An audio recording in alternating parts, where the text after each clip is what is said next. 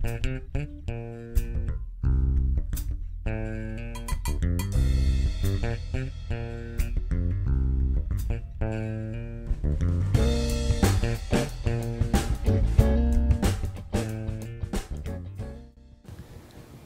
welcome to this edition of Road Warrior. I'm your host, Grant Roberson. Now today we trial the 2013 Longhorn Edition Ram 2500. Now we've been behind the wheel of recently of the crew cab version. That was the standard size model. Now this is the full size offering and delivers everything you want possibly with tow power, interior comfort, because this is the MegaCab. This is not just your traditional offering inside, and we're going to get into that in just a second. Now the one thing you have to start to learn with the 2500 is the numbers, and the first one you want to know about is wheelbase, and that's going to be about 160 inches stretched. Now overall it's going to measure about 248 inches, about a foot longer than the standard crew cab model. Now if you had to look at that realistically, that's about 16 of me side by side trying to block this vehicle. Now that's a very lengthy platform, and when you're doing your daily travels like we did, where you went to the groceries and things like that everyone does, this vehicle is going to hold its own in the parking lot, meaning you're going to have to kind of spread the wealth and maybe do the cross angle that a lot of people hate. Now if you had to look at the numbers by track, the track is just under 6 feet in the front and over 6 feet in the back, and you've got literally 6.5 feet overall in height. So this is a substantial vehicle, and if you're vertically challenged, you're literally going to have to jump and rise up into the occasion of this vehicle. Now with any truck, one of the biggest Achilles heels for me, of course, is actually carrying the everyday items that you may have. And now in this vehicle, we actually had a chance to take it down to the beach, kind of a couple-hour drive. And you know, with that we had the kids and we had their items. And back here, unless you have the rear cover, you're going to be exposed to the elements, wind even, that's going to take things and maybe suck them out. So we love these side ram boxes. Now what they are is basically your traditional, almost like toolbox, but it's built into the truck. Now we've tried these before, and I never had the actual opportunity to throw as much as I could in here, and we did on this trip. What we had beach towels, umbrellas, snacks, all that typical stuff. And what's great is there are niches at each end that actually swallowed all of our luggage, all of our items, and surprisingly a bag that felt substantial just kind of stuffed right in there. And we filled this totally up on both sides and left us only with our typical beach cooler here and a couple of chairs that actually exposed to the elements. So what we love about these ram boxes, they're on both sides. They are the full extent of the cargo box. They literally held everything, and when I say they can devour your best tackle you throw at it, they really can. Now of course there are some plugs in there. If you want to turn this over into a full-size cooler, you can. You simply keep those plugs in. When you want to drain it, it goes right out. For us, there was a little bit of sand residual in there, so we're able to spray that out. Again, this is probably the best part of this vehicle, is right back here. And again, these lock. Back in the old days, last year, 2012, these actually had to be locked manually, hence this little area right here. Now when you lock the vehicle, these automatically lock. There is the old traditional key should you come back here and need to unlock it manually, but pretty much hit the key fob and these open right up. Now with a substantial vehicle like this, you obviously got to think safety when backing up and things like that. Now there's sensors all around this vehicle, and of course you notice them here on the bumper, and that of course alerts you when you're backing up, and is definitely what you need because there are typical blind spots with the vehicle this high, and of course the interior headrests and things like that are going to block somewhat. So these sensors of course are their first line of defense when backing into things and items like that. The best is of course this rear camera on the back of the vehicle. And what's great about it is a very fisheye-like camera. It gets you right here, and the best would be, we didn't trailer anything during this week, but if you had a trailer hitch, it literally gives you kind of a bird's eye where you can line this vehicle up directly onto that hitch, so you don't have to get out and do like I typically did, get out, see if it's there, get out, and do that 100 times until you actually hooked up.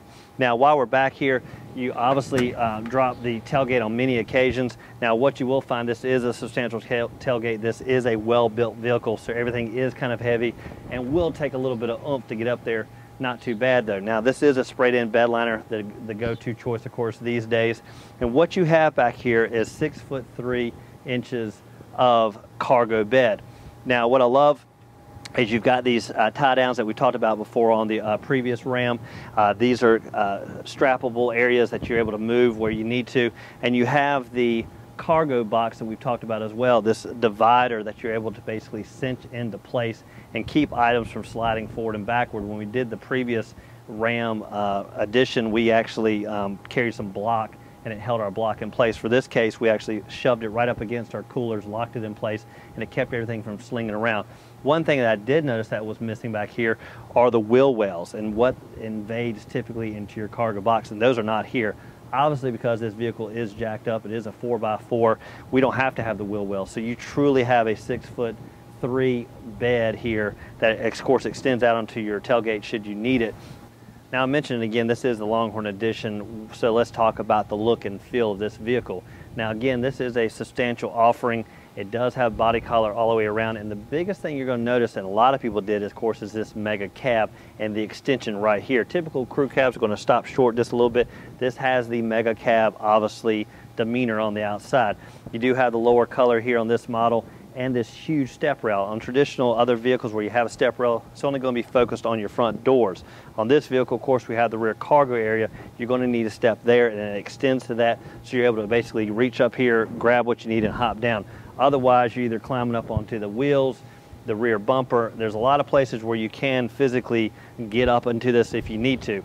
There is no ladder in the back. I failed to mention where you can, for ease, get up there. You literally have to kind of, rest your butt and slide in there. But overall, this vehicle is a nice offering. It turned a lot of heads, and the biggest thing that turned heads was that turbo diesel from Cummins up front.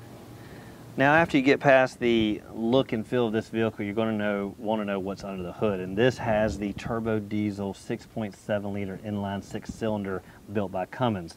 Now, this is the go-to engine of choice if you have big boy toys, like a 28-foot boat, huge trailering, or other kind of industrial type projects that you may be working on. Now, by the numbers, the horsepower on this is around about 370 horses, but more specifically 800 foot-pounds of torque. Now that is, of course, where you're going to get your towing power. Now this vehicle has a GCWR, gross combined weight rating, of about 25,000 pounds with a trailering potential of over 17,000. That obviously means that you can take anything you possibly want, like I said, either to the beach with that big boat, or your typical, industrial work type of situations. Now, what I loved about this, for this kind of family hauler person that I am, when you're driving this diesel, you do not notice behind the wheel. There is not an invasion you get of noise and rumbling that you would expect. And if you're not a true diesel understander, you do not really get behind the wheel of one, you think there's going to be some rumbling, there's going to be exhaust, there's going to be smell, and that's just not the case here. It's really efficient. It's actually, fuel economy is quite considerable. We actually took it again down to the beach, and we averaged in the 16 to 17 miles per gallon.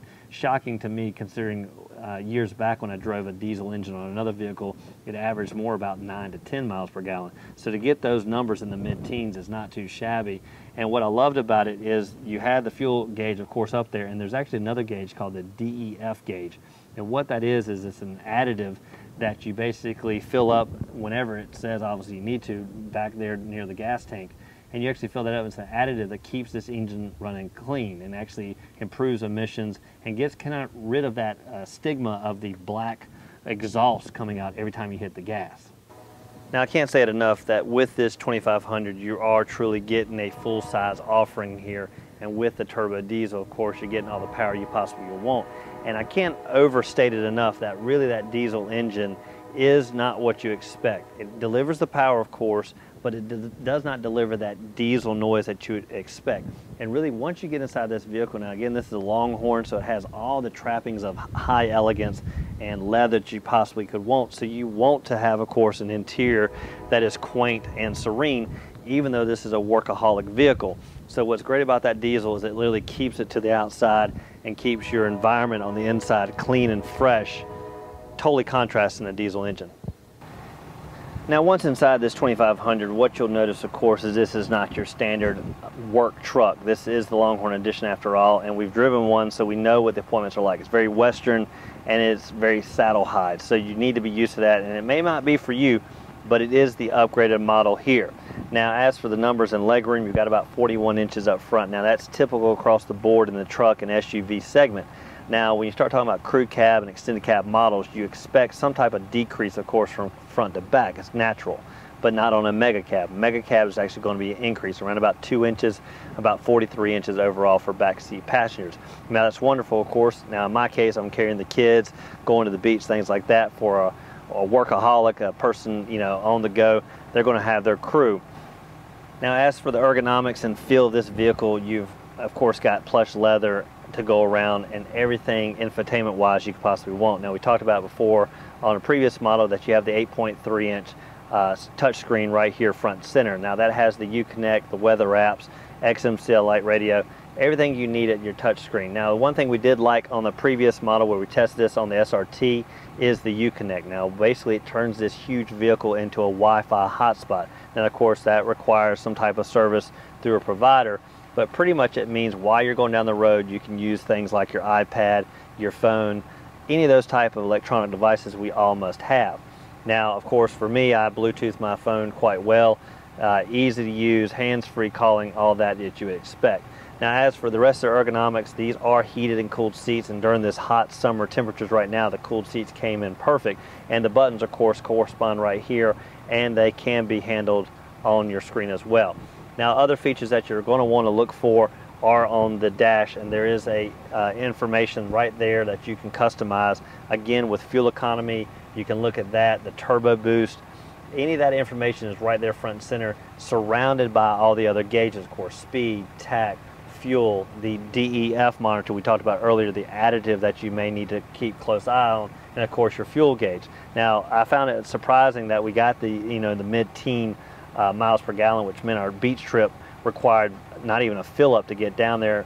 Now, as for the rest of the fit and trim of this vehicle, it is straight what you expect. You've got an oversized, ginormous cargo area here, a lower tray here that you can put your electronic devices and have them charged and hooked up to your electronics, of course, and of course a deeper console here that is great for, you know, shoving items for and end up being a wasteland because you'll never look in there for them again. Now, up front, what I love is you have a full power outlet, which we use because we did not have a car charger, so we just plugged it up there and able to keep our phones charged and things like that. Now, as for switching into four-wheel drive, it's a simple knob choice. Now, on this vehicle, again, it's a 6-speed automatic transmission. We do have the old traditional gear shifter. The previous truck model we did test drive did have a knob select, but of course on this one, being the big bulky that it is, you do have to go with the old traditional. Now, like we talked about, this vehicle is enormous and is just the same to drive it. Now, this has a massive turning radius and is not, you know, for the faint at heart, because when you do take it into tight spots, you do have to take extra care. You do have to swing out, you do have to maneuver. And what we found, of course, is that we did not battle for that up-close parking spot. We actually preferred to be a little bit further away, because as we tended to do, we did take up one or two parking spots, maybe catacorner just a little bit, and you did get those looks, but mainly the looks glared at how big this vehicle was and the jealousy from deep down under people's persona. Now, the best thing about this type of lift on this vehicle is that you have a great bird's eye view of everything in front of you. Now, this hood and kind of the blind spots with the MegaCab will prevent you from seeing certain areas, but again, with the sensors all the way around this vehicle, it's great. Now, obviously, you notice on this 2500 you do have the running lights up top, and you of course still have the huge Dodge grille down the front. Now, there is a little bit of debate between my friends and I about this hood and whether they like this model or the previous years where it had more of a sloped, rounded edge here. I, of course, like the broader, wider appeal like this here, more rugged, maybe has a little bit of Ford F-150 quality, but again, straight Dodge, and you cannot bypass and miss this whole feature here. You definitely know this is a Ram. Now, that does it for this edition of Road Warrior. I'm your host, Grant Roberson, and we trialed the 2013 Longhorn Edition Ram 2500, of course, with the turbo diesel engine by Cummins. Now, what we love about this vehicle, it has all the power you could possibly want under the hood and can haul any of the toys you possibly want to buy. Now, we didn't have those type of things to haul. We only had the 4 kids and, of course, the groceries on the occasional beach trip. But overall, if you're in the market for a powerhouse and you do want the luxury inside, but you don't want that rumbling, this does it. There's a lot of dampening. There is no noise invading this vehicle, and that horrible persona maybe you have with diesel with that horrible black exhaust and all that is gone. These are refined, getting great gas mileage, and as you can tell, it still has a rumble that gets the heads to turn, but it's nice and quiet on the inside. Again, I'd like to thank you for watching. As always, keep both hands on the wheel and eyes straight ahead.